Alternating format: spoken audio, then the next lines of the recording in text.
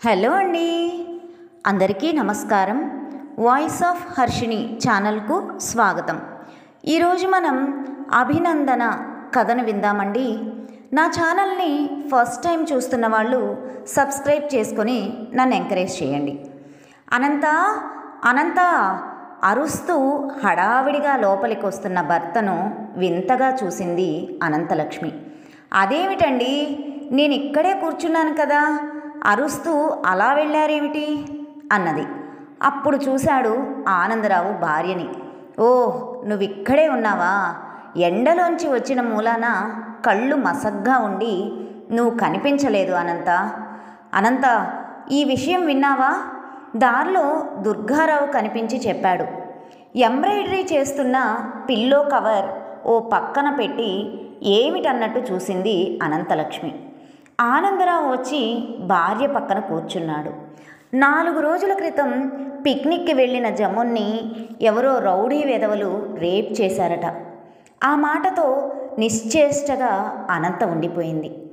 ఆడపిల్లలంతా Golconda picnic అని వెళ్ళారట. అక్కడ ప్రకృతి దృశ్యాలకు ఈ పిల్ల పరవశించిపోయి ఒళ్ళు మర్చిపోయి అందరికీ దూరంగా వెళ్ళిందట. అది చూసుకొని 4 కుర్రాళ్ళు అమ్మాయికి మత్తుమందు వాసన చూపించి అత్యాచారం జరిపి వెళ్ళిపోయారట.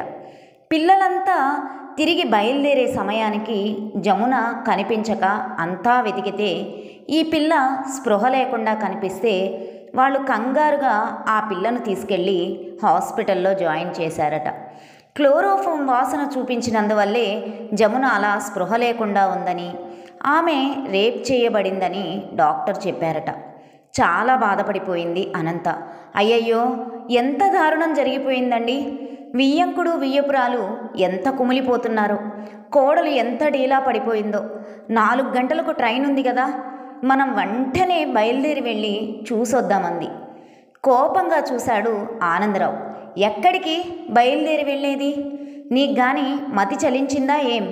వియ్యంకుడు వియ్యపురాలు కోడలు అంటూ వరుసలు బంధుత్వాలు కలిపేస్తున్నావు. ఆ మాటలు స్పృహలో ఉండే అంటున్నావా? విస్తుపోయింది అనంత. అదేంటండి అలా అంటున్నారు? తాంబూలాలు పుచ్చుకుంటే సగం పెళ్ళి జరిగిపోయినట్లే కదా. వాళ్ళు మనకు వియ్యాల వారు కాకుండా పోతారా? జమున మనకు కోడలు కాదా? చాలే, ఆపు నీ వాగుడు. తాంబూలాలు తీసుకుంటే మాత్రం ఇప్పుడు ఆ పిల్లను మన కోడలుగా ఎలా అంగీకరిస్తాం? తెలిసి ఆ పిల్లని మన అబ్బాయికిచ్చి ఎలా కట్టబెడతాం? మనమంత మూర్ఖత్వం మరోటి ఉంటుందా? వాళ్లతో 1000 మంది మన పరువు ప్రతిష్టలు మంట కలిపేయమంటావా? చస్తే నేను ఆ పనికి అంగీకరించను. ఏమండి, మరీ అన్యాయంగా మాట్లాడకండి. జరిగిన దానిలో జమునకి ఏం ప్రమేయం ఉందని మీరిలా చిందులేస్తున్నారు?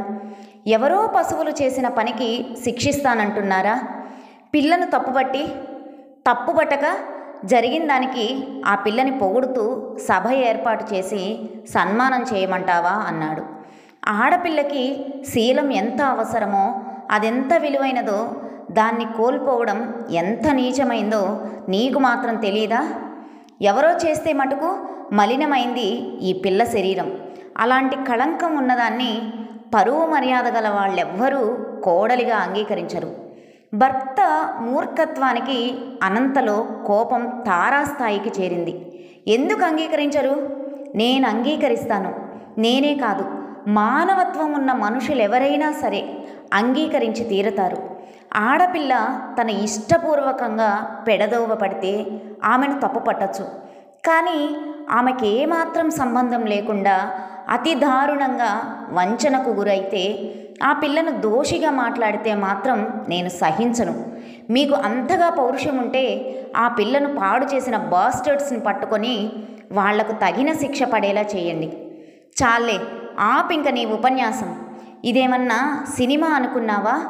నిజ జీవితంలో శీలం కోల్పోయిన అమ్మాయిని పెళ్లాడటానికి పౌరుషం ఉన్న ఏ మగాడు ముందుకు రాడు.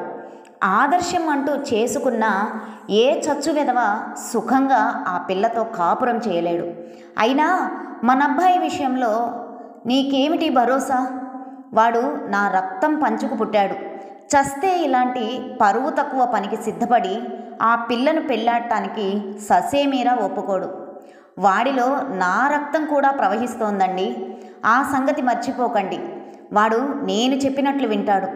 ఎలాంటి పరిస్థితుల్లోనూ నేను జమునకు అన్యాయం జరగనివ్వను. 15 రోజుల్లో పెట్టుకున్న ముహూర్తానికే మన జయబాబుతో జమున మెళ్ళో 3 ముళ్ళు వేయిస్తాను పంతంగా అంది అనంత. ఆనందరావులో కూడా పట్టుదల పెరిగిపోయింది. ఆడదానివి, నీకే అంత పంతం ఉంటే నాకు ఉండదనుకుంటున్నావా? ఈ పెళ్ళి ఎలా జరుగుతుందో నేను చూస్తాను. నేనేం అంత గాజులు తొడుక్కొని కూర్చోలేదు ఇక్కడ. ఓహో, నీ ప్లాన్ అర్థమైందిలే. నూతిలో దూకి చేస్తాను, ఉరేసుకు చేస్తాను అని అమాయకుడిని బెదరకొట్టేసి వాడి మనసు విరిచి మెడలోంచి పెళ్లిపీటల మీద కూర్చోబెడదామనుకుంటున్నావు కదూ. నీ ఎత్తుగడ నాకు అర్థమైందిలే.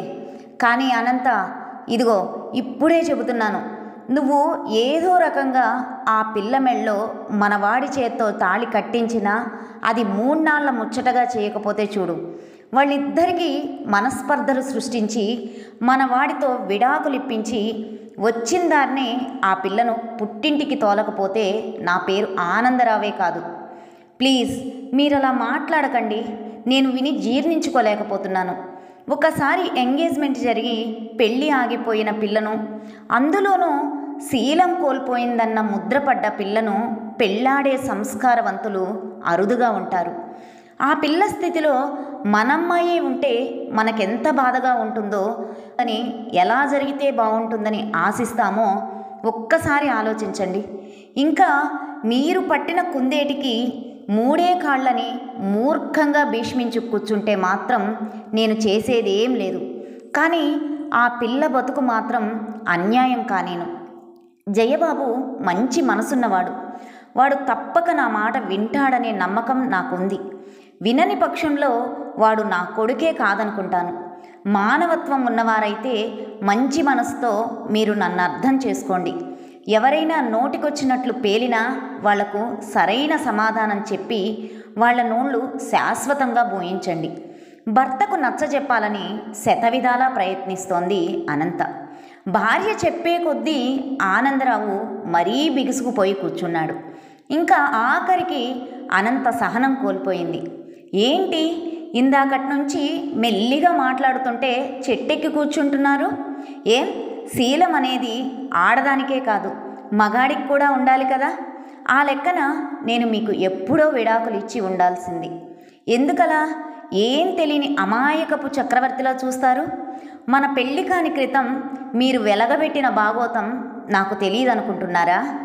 అదే సార్, మీరు కాలేజీలో చదివే రోజుల్లో ఓ అమ్మాయితో సినిమాలకు షికార్లకు తిరగడం, ఆవిడ నెల తప్పడం, పెళ్లి ప్రసక్తి వచ్చేసరికి మీ వాళ్ళు కులం, గోత్రం, పరువు, మర్యాద అంటూ ఆమె పెద్దల్ని బెదిరించడం, అంగబలం అర్ధబలం ఉన్న మీ వాళ్ల దాటికి వాళ్ళు నిలబడలేక ఆ అమ్మాయిని తీసుకొని ఎటో వెళ్ళిపోవడం, ఇవన్నీ నాకు తెలియదనుకున్నారా? ఆ లెక్కన చూస్తే మీరు కూడా పెళ్ళికి ముందే శీలం కోల్పోయారు. అప్పుడు నేను మిమ్మల్ని వదిలేసి మీకు విడాకులు ఇచ్చేయాల్సిందే కదా. ఆ పని అప్పుడు చేయలేకపోయినా ఇప్పుడు చెయ్యగలను. ఏంటి, దానికి మీరు సిద్ధమేనా? ఆనందరావు వెర్రి మొహం వేసుకుండిపోయాడు. హత్య చేస్తూ పోలీసులకు పట్టుబడిపోయిన హంతకుళ్ళా ఉందతని పరిస్థితి. ముందు నుయ్యి వెనక గొయ్యిలా, తేలుకుట్టిన దొంగలాగా ఉందతని స్థితి. జమున మాటలా ఉంచి ఈ వయసులో ప్రాణంగా ప్రేమించిన భార్యను దూరం చేసుకోవడానికి సిద్ధంగా లేడతను. వెంటనే భార్యతో కలిసి వియ్యాల వారింటికి ప్రయాణమయ్యాడు. ఆటో దిగి లోపలికి వస్తున్న వియ్యంకుడు వియ్యపురాల్ని చూసి ఆశ్చర్యంతో తబ్బిబ్బైపోయారు జమున తల్లిదండ్రులు అవధాని, అనసూయ. వెంటనే వాళ్ళొచ్చిన కారణం ఊహించుకొని బెంబేలు పడిపోయారు.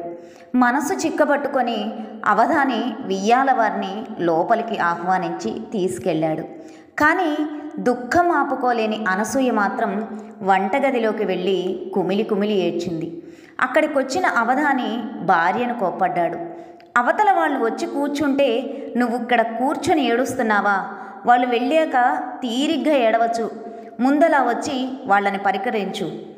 పైకిలే, ఇంటికొచ్చిన వాళ్ళనలా వదిలేయడం మర్యాద అనిపించుకోదు. పద. భర్త కేకలేయడంతో లేచి కళ్ళు తుడుచుకుంటూ యువతలికొచ్చింది అనసూయ.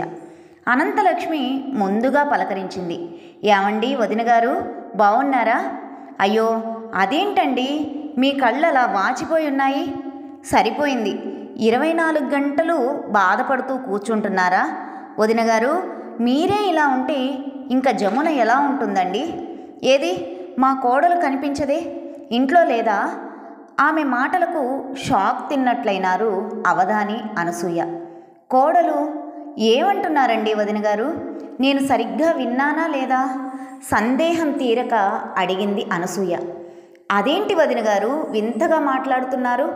మీ అమ్మాయి మా కోడలే కదా, లేక మీరు మనసు మార్చుకున్నారా? ఎంత మాట అన్నారు వదినగారు? జరిగిన ఘోరం తెలిసి మీరు సంబంధం వదులుకుంటున్నామన్న కబురు మీ నుండి వస్తుందేమో అని గుండెల అరచేత్తో పట్టుకొని రోజులు లెక్క పెట్టుకుంటున్నాము. ఇంతలోకి మీ రాక మమ్మల్ని అయోమయంలో పడేసింది. కానీ మీరింత మంచి మనసున్నవారని, నా బిడ్డని మీ కడుపులో దాచుకునేంత దైవస్వరూపులని. ఆమె మాటల్ని పూర్తి చేయనివ్వలేదు అనంత. అయ్యయ్యో, అంతంత పెద్ద మాటలు ఎందుకు వాడతారు?